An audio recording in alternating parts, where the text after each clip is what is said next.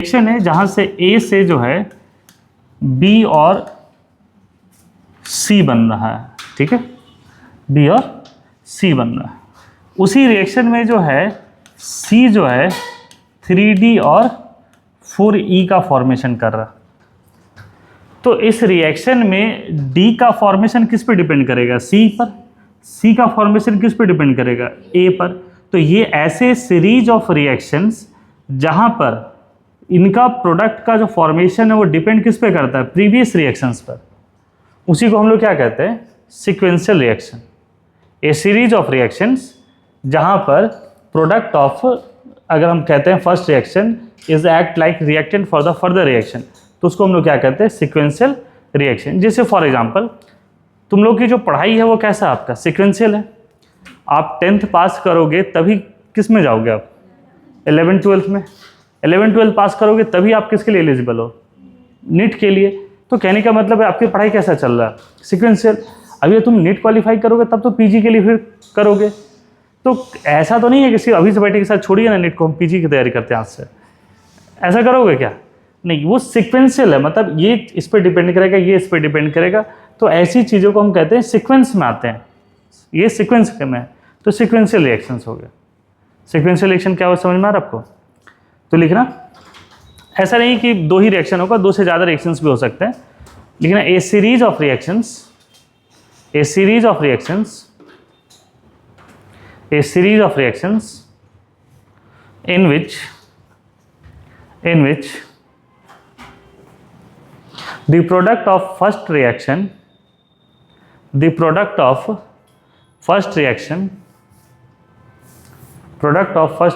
is act like reactant for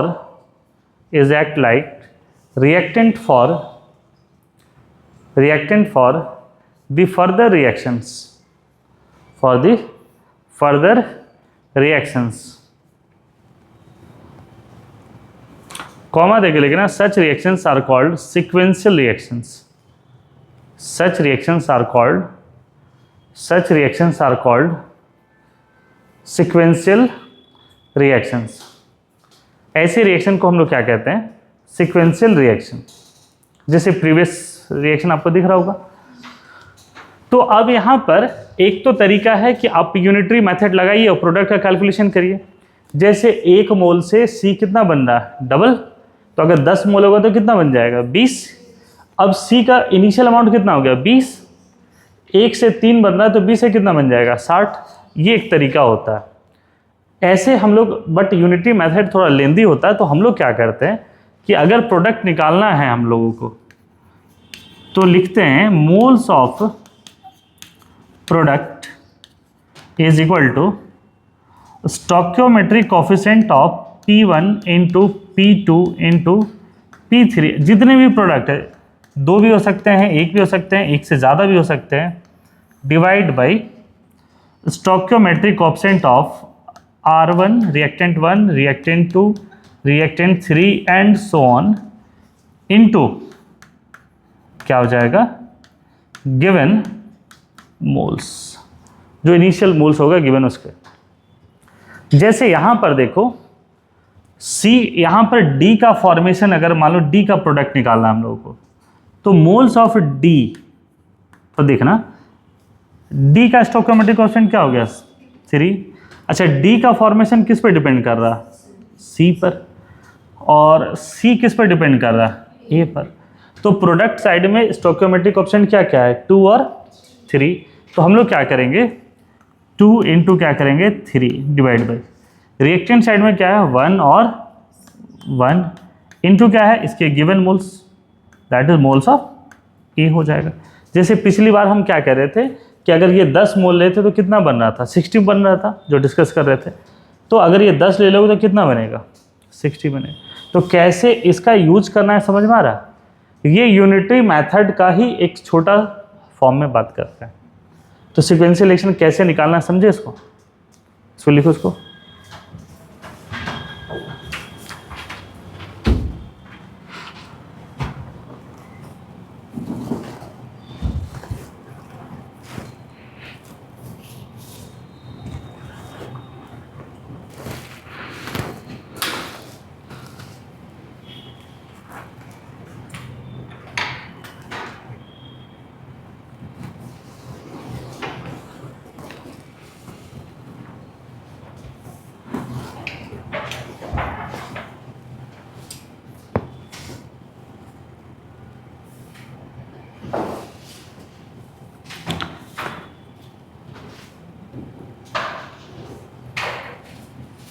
लिख लिया इसको, बढ़िया आ गए हम लोग।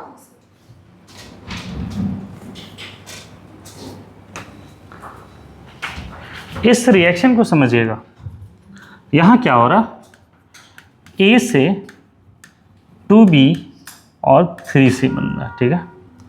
सिमिलरली 3B से 4C एंड 5E बन रहा है, और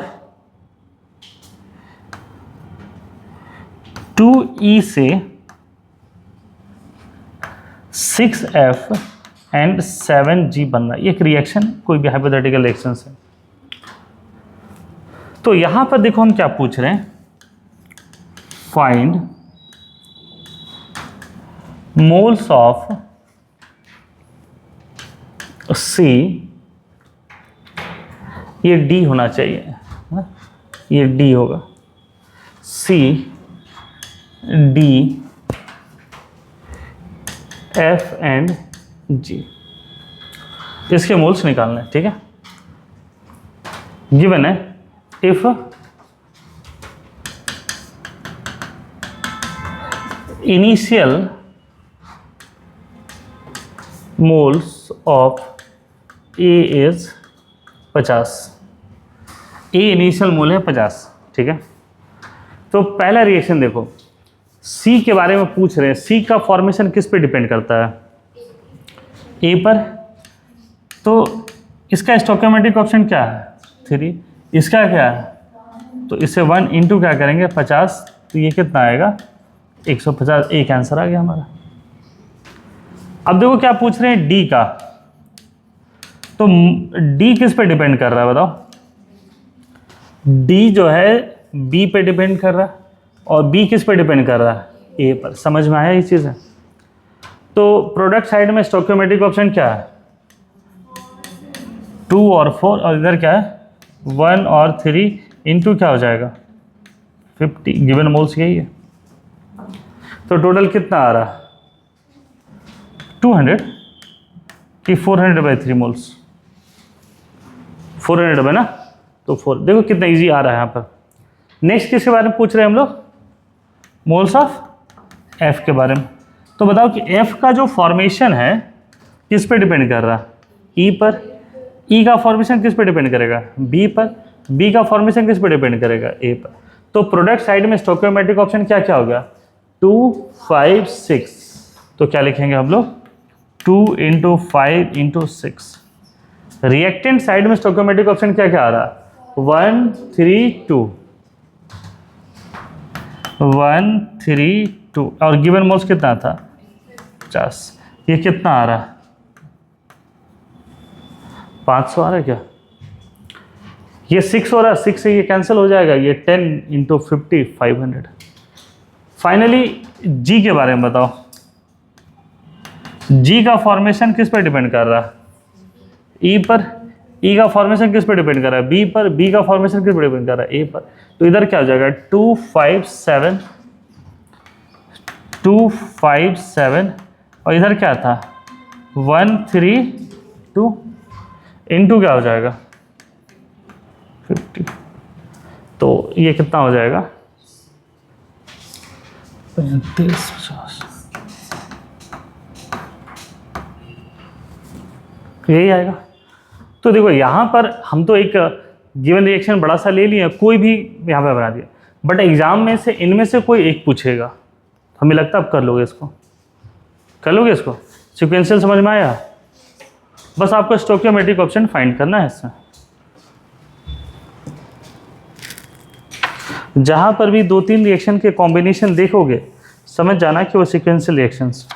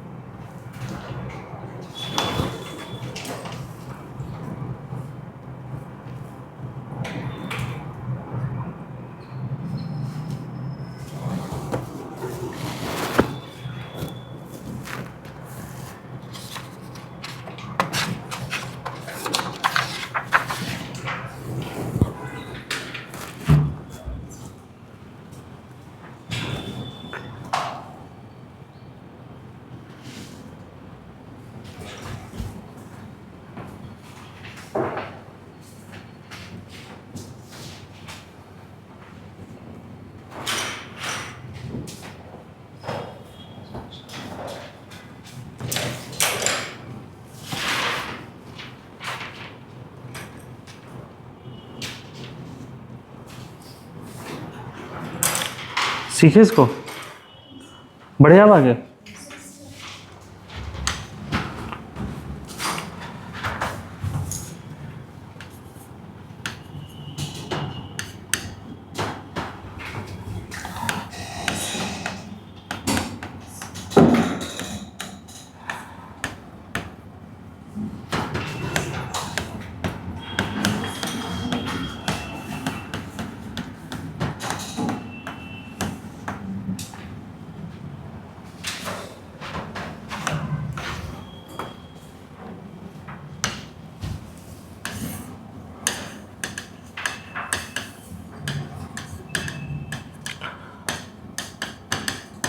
For the formation of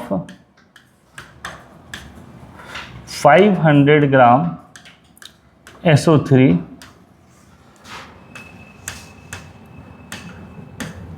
how much S8 in gram was initially taken? Initially कितना लिए थे, ये चीज़ आपको बताना है उसमें। तो ये देखने से लग रहा होगा कि सीक्वेंशियल रिएक्शन के क्वेश्चंस है।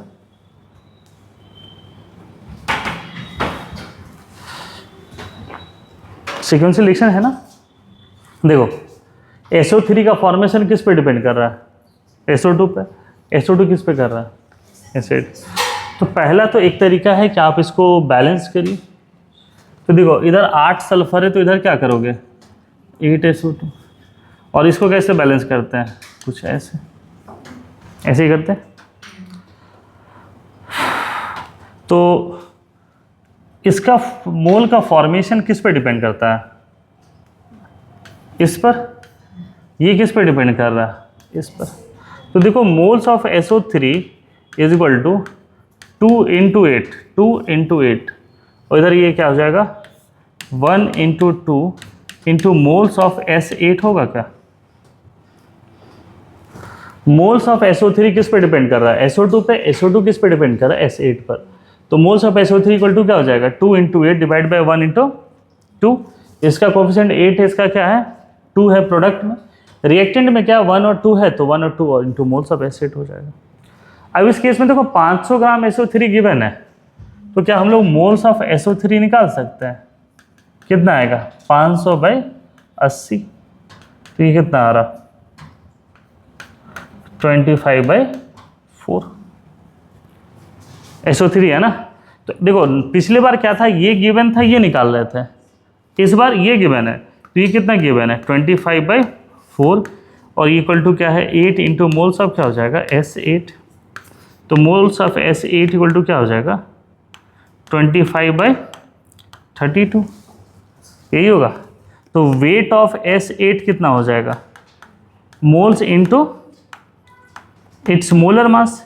S8 का मोलर मास क्या होगा, S8 का मोलर मास यही होगा क्या, बताओ तो 8 इंटू 32। तो 32 कैंसिल हो जाएगा, और ये कितना आएगा 200 ग्राम। समझ में आया कैसे सॉल्व किए।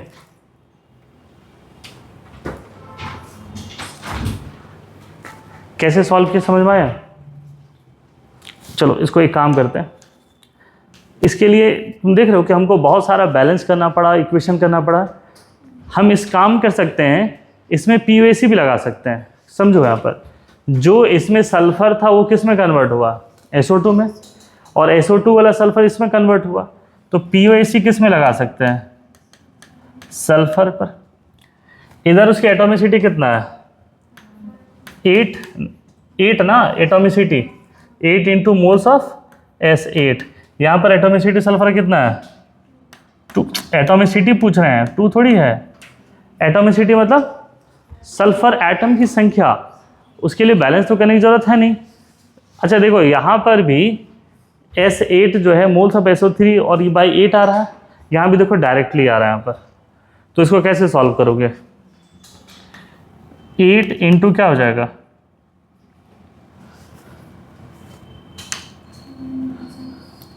इसको उधर लेके जाना होगा। Moles of S8 equal to ये उधर जाके 1/8 हो जाएगा, ये है 25/4।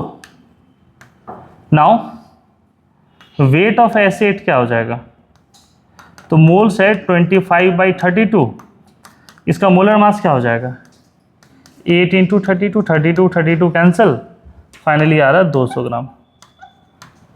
इस बार कौन सा मेथड सही लग रहा है, POAC जो लास्ट क्लास में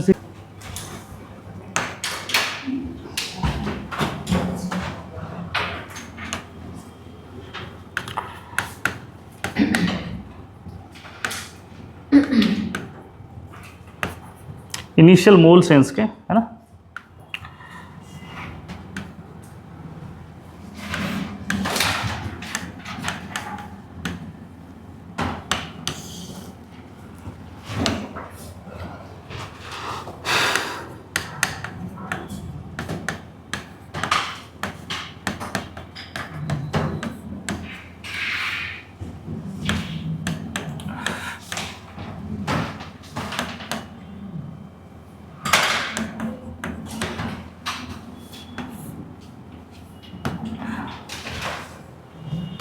सिंपल सा क्वेश्चन है, इस क्वेश्चन को समझिए क्या कह रहे हैं हम लोग यहाँ पर।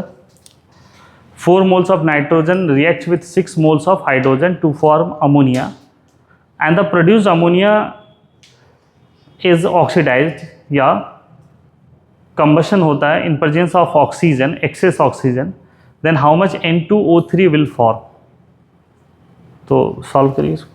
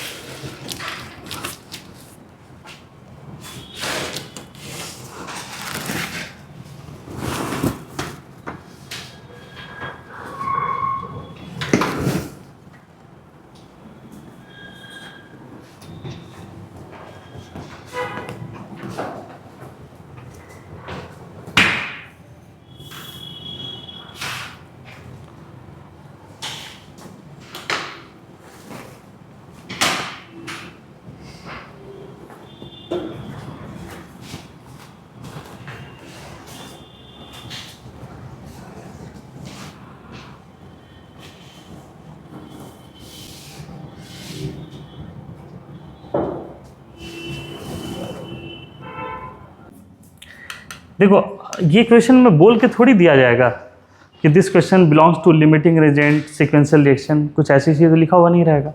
अब देखो इस रिएक्शन में क्या ये रिएक्शन बैलेंस्ड है क्या, नहीं, तो ये क्या हो जाएगा 3 हो जाएगा और ये क्या हो जाएगा 2। अब देखो यहाँ पर अगर ये 4 मोल है तो 12 मोल चाहिए, 1 है तो 3 चाहिए, तो 4 है तो कितना चाहिए 12।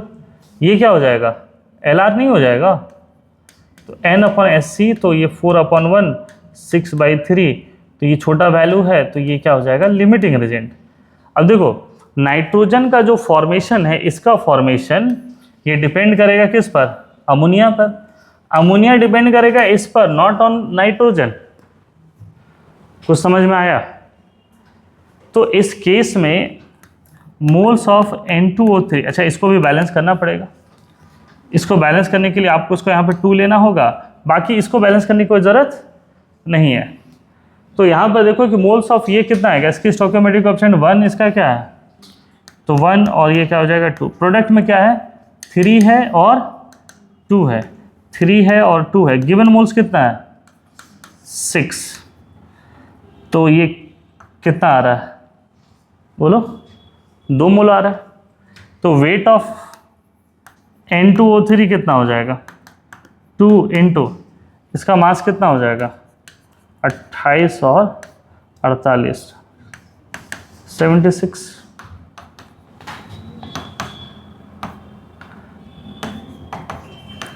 जिनका आंसर 304 आया था 304, सीधे तो डबल आ गया था। और तुम सोचो ऑप्शन में वो भी रहेगा आंसर, अगर 152 है तो एक ऑप्शन 76 ग्राम लगता है NH4HS से, और ये रिएक्शन 80% जा रहा।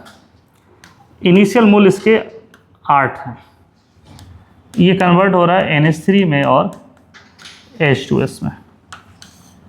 फिर ये रिएक्शन जो है देखो NH3 जो बना वो कन्वर्ट हो रहा है N2 और H2 में।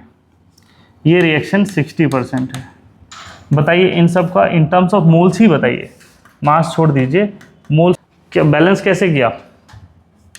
हाफ N2 3/2 में, या यहाँ 2 लगा के किए हो?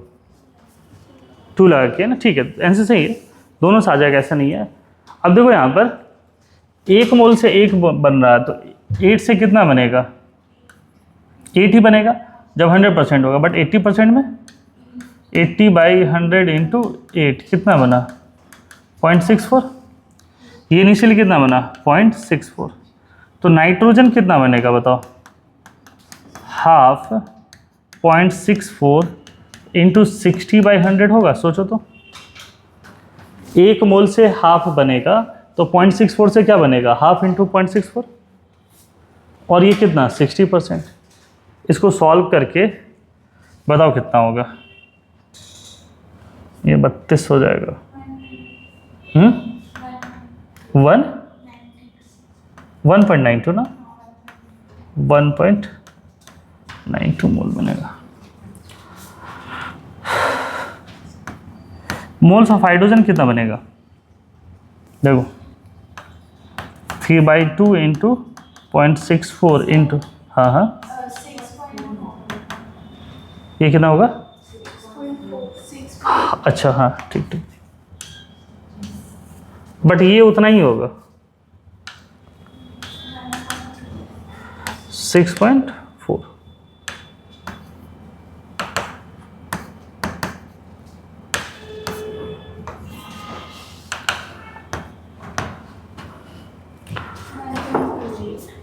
ये कितना आ रहा है?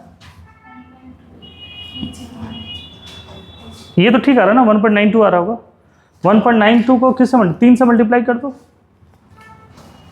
6, कितना आ रहा होगा? 5.76 आ रहा होगा।